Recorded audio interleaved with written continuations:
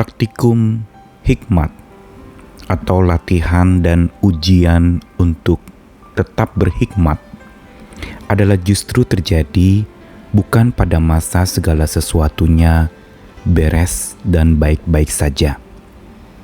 Bukan pada saat di mana segala sesuatunya berjalan dengan lancar dan mulus.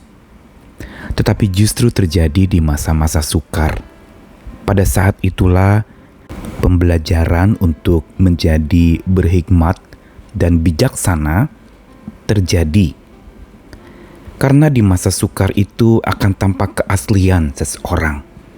Di masa sukar, kata-kata yang terungkapkan dari dalam hati itu adalah asli, bukan sesuatu yang dipura-purakan, bukan sesuatu yang diucapkan dengan bahasa-bahasa indah, didandani sebegitu rupa, tetapi ungkapan spontan yang muncul dari mulut dan bibirnya. Itulah sesungguhnya yang menunjukkan siapa dirinya, sekaligus juga menandakan kualitas bijaksana yang dimiliki di dalam hatinya. Setiap kita sesungguhnya belum bijaksana. Setiap kita sesungguhnya perlu terus belajar untuk makin berhikmat. Karena belajar berhikmat itu adalah pembelajaran seumur hidup. Tidak bisa 1-2 kali atau 1-2 hari saja, tetapi sepanjang kehidupan kita menempuh berbagai macam peristiwa, berbagai macam masalah. Pada saat itulah sesungguhnya hikmat Tuhan akan terlatih di dalam hidup kita. Salah satunya adalah respons atau reaksi seseorang pada saat menyikapi masa sukarnya. Bila dia meresponi dengan bijak, tentu saja akan keluar kata-kata yang bijak. Karena dari hati yang bijak akan muncul perkataan-perkataan yang bijak. Dari hati yang penuh hikmat Tuhan juga akan keluar kata-kata yang berhikmat, dan kata-kata berhikmat itu menjadi hikmat buat sesama, menjadi pembelajaran. Karenanya betapa pentingnya untuk kita bisa memiliki bibir dan lidah si bijak, yaitu bibir dan lidah yang digerakkan oleh hati yang dipenuhi oleh bijaksana dari Tuhan. Saya Nikolas Kurniawan menemani lagi di dalam Sabda Tuhan hari ini dari Amsal pasal 16 ayat 21 dan 23. Orang yang bijak hati disebut berpengertian, dan berbicara manis lebih dapat meyakinkan. Hati orang bijak menjadikan mulutnya berakal budi, dan menjadikan bibirnya lebih dapat meyakinkan. Saya bacakan juga di dalam Amsal 16 ayat 21 dan 23 dari Alkitab versi mudah dibaca. Orang akan tahu apakah seseorang bijaksana, yaitu orang yang hati-hati berbicara dan sangat meyakinkan. Orang bijak selalu berpikir sebelum berbicara, sehingga ucapannya berguna untuk didengar. Apa yang diungkapkan dari 2 ayat kitab Amsal, kitab bijaksana, yang sesungguhnya kita bisa belajar banyak hal untuk bagaimana bersikap dan bereaksi menghadapi masa sukar yang ada di hadapan kita.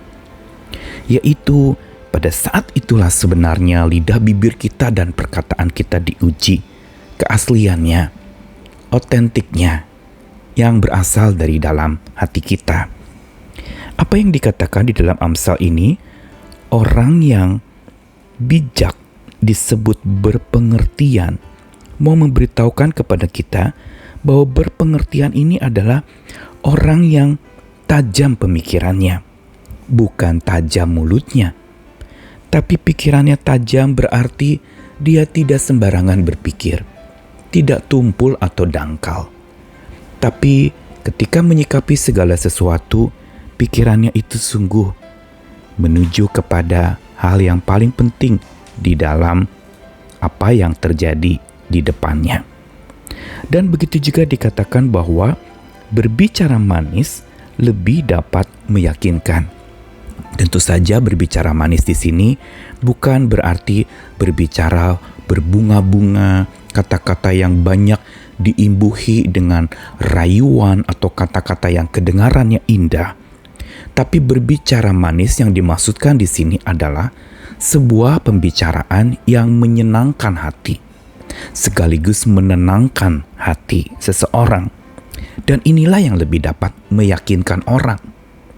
Dan dikatakan lagi dalam ayat 23 lebih tegas lagi, hati orang bijak menjadikan mulutnya berakal budi. Atau dalam versi Alkitab bahasa aslinya dikatakan hati orang bijak itu membuat mulutnya itu belajar atau mulutnya itu diajar dan menjadikan bibirnya itu mengalami pembelajaran. Sungguh luar biasa kuasa hikmat Tuhan yang harusnya menetap di dalam hati kita saat kita mau mengeluarkan perkataan atau bereaksi terhadap sesuatu. Begitu pula bereaksi terhadap masa sukar yang terjadi di depan kita. Kita perlu hikmat Tuhan.